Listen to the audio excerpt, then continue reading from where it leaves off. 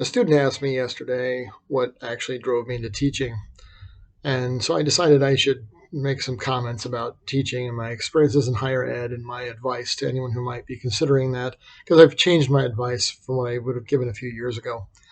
In grad school, the part of graduate school that I actually liked the most was the teaching. The research was interesting, but I didn't like the grant applications. I didn't like all the meetings. I didn't like having to put everything aside to go do research. I didn't like the fact that my boss expected me to do research, but I was actually paid as a teaching assistant. So there was this expectation that I put all this effort into research, even though I wasn't getting paid for it, so I could get the degree. So I liked the teaching. I liked the aha moments. I liked spending time with the students and showing them things, helping them to appreciate what I learned. And so I ended up in teaching because that was the part of graduate school that I enjoyed the most. Would I advise that you follow that? Maybe not. The advice that I used to give to students was that if you think you might be concerned about your job, your prospects, or competition, then get a degree in chemistry and become a chemistry teacher for this reason and this reason only. We are so damn hard to find and so irascibly difficult to replace that basically if you get a job as a chemistry teacher, you can keep that job as long as you want it. Even just last night in lab, before the class started at 7:30 p.m. last night, I was telling students, I said, do you see anybody in here double checking what I do? I mean, they see my quizzes, they see you in later classes, and so they know. Also, during the bug, we produced a series of videos for students to watch at home and observe, so they could do their reports based on the actual experiments would have asked them to do if they were present. And I'm in like 25% of those. So they're very, very aware of what I do and what I say and what I would have passed on to students if it was live without actually having to observe me at all. And you can find those on the internet if you know where to look. They're just on YouTube in the regular uploads. So everybody knows how I teach, and they don't really feel pressured to go and double check me anymore. I apologize for the lighting in my office. I just realized it's super bad, but this is my office. Welcome to chemistry. The reason I've changed my mind is because of this. We had a secretary in the department who left physical sciences to go teach middle school during the bug for the better pay, because there really aren't a lot of advancement opportunities in higher education unless you lick boots or dig dirt. And that's just how it is. So she left for a better pay. And I think she sort of regrets it because of the circumstance where she finds herself. And here's the reason why I think it's a bad idea. I work in higher ed where most of the students are 18 years or older, and you can treat them like adults because they're legally adults.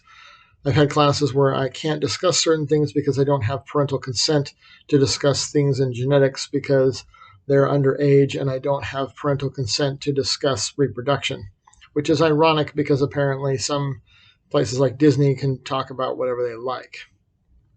It's a private company, I guess. They can do what they like, but I'm not allowed to if they're minors.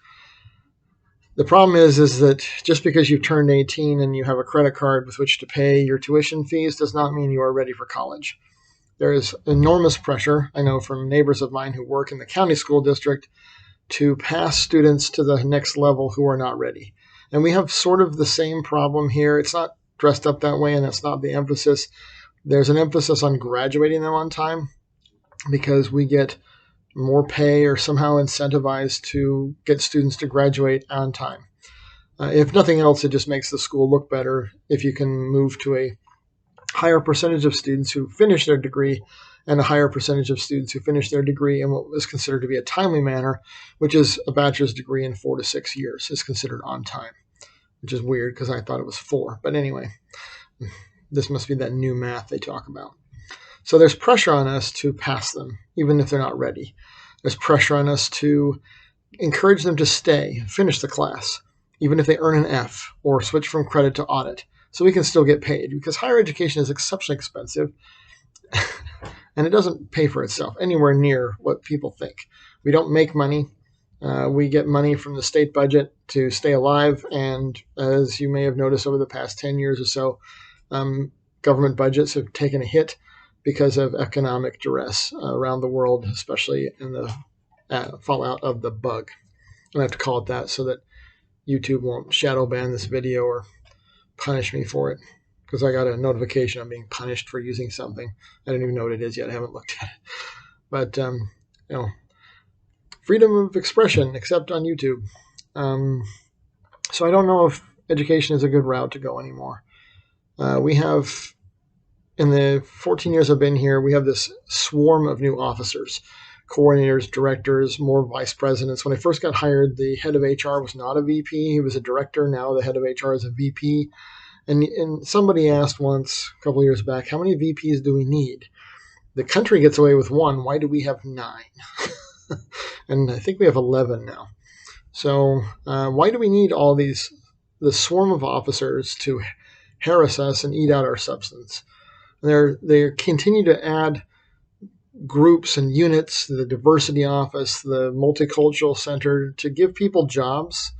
There's this diversity push and all this other stuff, which is weird because chemistry, and I know this because I took it, in order to get a job, as part of your interview, chemistry actually has a quiz. So there was this short, I can't remember how many questions were on it, a chemistry quiz that I had to take to demonstrate competency on top of qualifications. That not only had I learned it, but I still remembered how to apply it and could recall it at will. There were individuals I know, because I was told by the lead chemistry faculty, who refused to take it, and some who did not do very well in the same group. So basically, I was the strongest candidate. I was the one they wanted, which is funny that I'm the one they wanted. And there were people who refused to take it. That doesn't mean they wouldn't have made a better choice. It just means that they refused to take it. I don't see this in any other discipline. So what you have then is people into these positions, and no one has any idea how they got there. We have a vice president of academic affairs who stutters more than anyone else I have ever heard. And I think he was speaking from prepared remarks. When you have a person as inarticulate as that, with that background in that position, it sort of undermines your confidence in whether or not they're making the right decisions that are best for the organization and for the students that we serve. It's definitely good for him because he's gone from a department chair to a VP, but the best dean we have, they don't want him to be a VP. He doesn't want to be one either, because of interpersonal personality clashes. And I say to that, get over it. So I don't know if teaching is where you belong. The problem with giving up on it entirely is that we're ceding ground.